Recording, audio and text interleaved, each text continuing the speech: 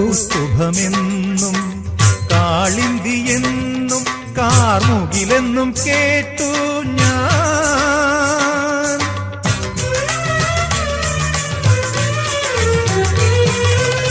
കൗസ്തുഭമെന്നും കാളിന്തിയെന്നും കാർമുകിലെന്നും കേട്ടു ഞാൻ.